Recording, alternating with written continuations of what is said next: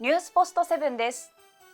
虫垂炎の手術を受けて入院していた小泉進次郎環境相。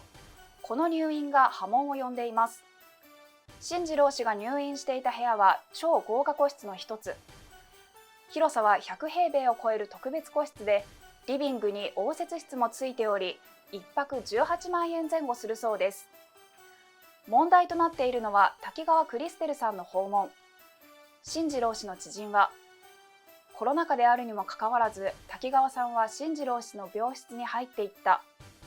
これこそ特別待遇ではないかと指摘されていますと語っています。ニュースポストセブン。